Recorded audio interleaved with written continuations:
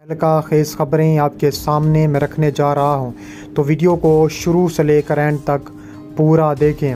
नाज़रीन गिरामी, बड़ी तहलका खेज़ ख़बरों के मुताबिक इसराइल पर मिसाइलों की बारिश कर दी गई है। इसराइल में तबाही मच गई। मुजाहिदीन के गोरीला फ़दाई हमले। गज़ा में 2650 टैंक तबाह, 23,000 यहूदी मुर्दार कर दिए गए।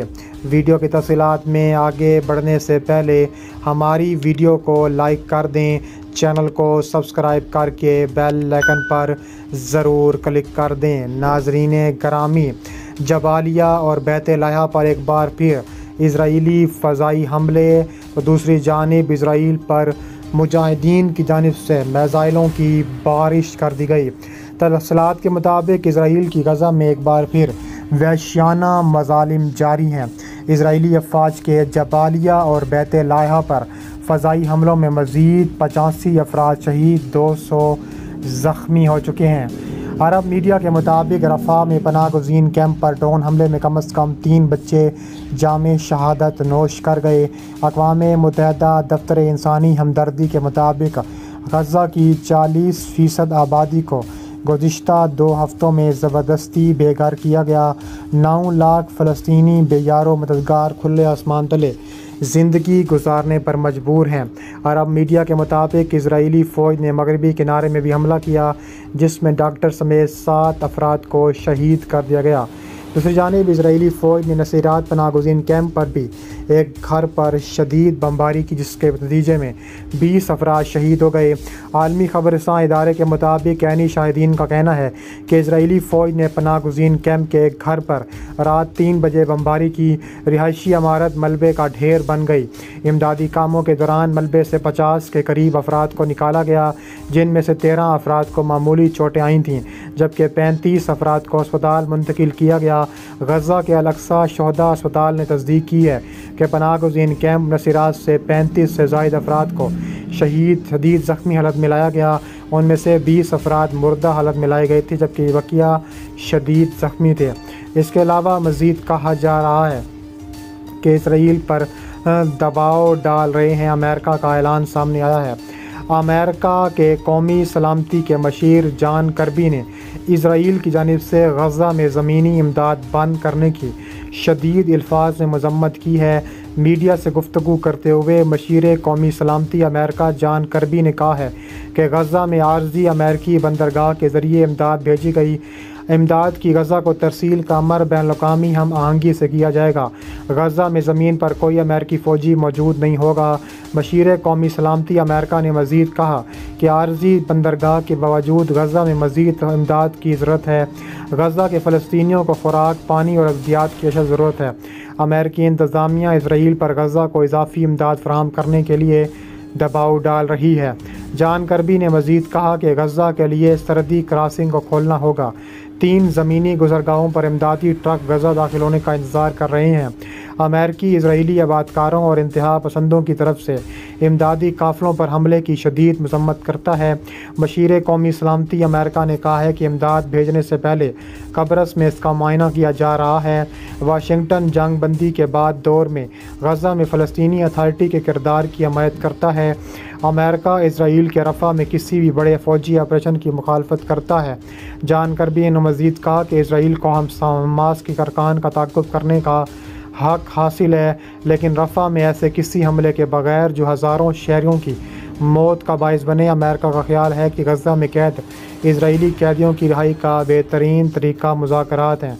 इसके अलावा मज़ीद कहा जा रहा है कि इसराइली फ़ौज पर ताबड़तोड़ कार्रवाइयाँ सामने आ रही हैं और कहा जा रहा है कि मुजाहिदीन की जानिब से इसराइली फ़ौज पर हमले आए हैं। और इसके मुताबिक कहा जा रहा है कि गज़ा में इसराइली फ़ौज के हमले में इब्तदाई तौर पर 10 से ज़्यादा यहूदी जहन्नम वासिल हो गए हैं। कहा जा रहा है कि तवातुर से इसराइल के हमले जारी हैं और इसराइल किसी भी वक्त इन हमलों को मज़ीद तेज़ कर सकता है। इसके अलावा कहा जा रहा है कि इजरायली कार्रवाइयों से जंग बंदी मुज़ाकरात दोबारा सिफर बना सकते हैं। हमास का ऐलान। हमास के पॉलिटिकल ब्यूरो के सरबराह इस्माइल हैनिया ने खबरदार किया है कि गज़ा में इजरायली फ़ौजी कार्रवाइयों से जंग बंदी के मुज़ाकरात दोबारा सिफर की सतह पर आ सकते हैं। हमास ने टेलीग्राम पोस्ट करता एक बयान में कहा है कि हानिया ने 40 ममालिक की क़यादत साथ फ़ोन की बातचीत की, जिसमें उन्होंने इजरायली वज़ीर आज़म नेतन्याहू और उनकी फ़ौज को मुज़ाकरात के मुमकिन ख़ात्मे के लिए मुकम्मल तौर पर ज़िम्मेदार ठहराया। हमास ने मज़ीद कहा कि नेतन्याहू गज़ा में जंग के ख़ात्मे के लिए एक मुआहदे तक पहुँचने की खातिर होने वाले मुज़ाकरात के दरमियान जंग बंदी के मुज़ाकरात में रुकावटें डाल रहे हैं। बयान में कहा गया है कि हमास ने 40 ममालिक से नेतन्याहू की चालों और जराइम को रोकने के लिए मुदाखलत करने का मुतालबा किया। नेतन्याहू ने इतवार के रोज़ कहा था कि गज़ा में जंग बंदी किसी भी मुआहदे के तहत इसराइल को जंग के अहदाफ हासिल होने तक जंग जारी रखने की इजाज़त होनी चाहिए। पीर के रोज़ इसराइली टैंक गज़ा शहर के मरकज़ में रात भर की गोलीबारी के बाद दाखिल हुए, जिसमें गज़ा में हक्काम के मुताबिक दर्जनों अफराद हलाक हुए। हमास ने कहा है कि जब वह जंग को रोकने के लिए मुआहदे तक पहुँचने में सहूलियात फराहम करने की खातिर लचक और मस्बत सोच के साथ आगे बढ़ रही है, मगर नेतन्याहू मुज़ाकरात में मज़ीद रुकावटें डाल रहा है, गज़ा में कार्रवाइयों को बढ़ा रहा है। हमास ने हफ्ते के रोज़ गज़ा में 9 माह से जारी जंग को ख़त्म करने के लिए अमेरिकी मंसूबे के एक अहम हिस्से को कबूल करते हुए मुस्तकिल जंग बंदी के अपने मुतालबे को तर्क करने का ऐलान किया था। मिस्री काहिरा न्यूज़ चैनल ने इतला दी है कि CIA के डायरेक्टर जनरल विलियम बर्न्स की सरबराही में एक वफ़द अमेरिका को काहिरा पहुंचा और वो जंग बंदी मुज़ाकरात करने में मसरूफ़ अमल बताया जाता है। उसके अलावा कहा जा रहा है कि अमेरिका कहता है कि फ़ौरन ताबड़तोड़ कार्रवाइयाँ करेंगे। इसके अलावा गज़ा के 3 फ़लस्तीनी असीरान रहाई के फ़ौरन बाद हलाक कर दी गई इजरायली फ़ौज की जानिब से एक ऐनी शाहिद देदानी ने 3 फ़लस्तीनी कैदियों की हलाकत के वाक़े में कहा है कि उनको इजरायली फ़ौज ने पहले अपनी कैद से छोड़ा और जब ये रिहाई के बाद गज़ा की सरहद के करीब पहुँचे तो उन्हें ज़ाहरी रिहाई के बावजूद हथकड़ियाँ लगी हुई थीं। जैसे यही फ़लस्तीनी गज़ा की सरहद के करीब पहुँचे, उन्हें इजरायली फ़ौज ने हथकड़ियों में ही हलाक कर दिया।